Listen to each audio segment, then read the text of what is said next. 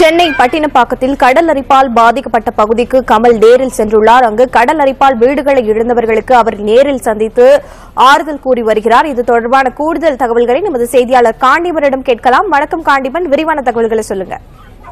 ஸ்ரீலங்கா இன்று காலையில பாத்தீங்கன்னா இந்த பட்டினப்பாக்கம் இருக்கக்கூடிய அந்த கடற்கரையை ஒட்டி இருக்கக்கூடிய அந்த பகுதியில மீனவர்களுடைய குடும்பமானது சுமார் 20க்கும் மேற்பட்ட ஒரு குடும்பம் கடல் தண்ணீர் அவருடைய வீட்டுக்குள்ள வந்திருக்கு. இதனால சில வீடுகளும் இடிந்து இருக்கிறது.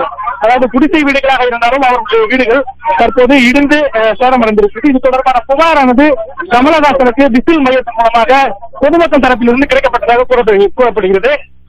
அதனைத் தொடர்ந்துதான் தற்போது கமலஹாசன் இந்த இடத்திற்கு இந்த பொதுமக்களுடைய பிரச்சனைகளும் இந்த கடல் அரிப்பால் ஏற்பட்டது இருக்கக்கூடிய அந்த பாதிப்புகளையும் நேரில் பார்வையிட்டு ஆய்வினை மேற்கொண்டு வருகிறார். அதே போல பாதிக்கப்பட்ட மக்களுக்கு தற்போது ஆறுதலையும் கூறி வருகிறார். அதே நேரத்தில் கூடுதலாக இவர்களுடன் தொடர்ந்து ஆலோசனையை மேற்கொண்டு வருகிறார் என்றுதான் சொல்ல வேண்டும். ஸ்ரீலங்கா அதாவது இந்த பகுதியில என்னென்ன வீடுகள் இடிந்திருக்கிறது என்பதை நேரடியாக தற்போது அவர் பார்வையிடுகிறார்.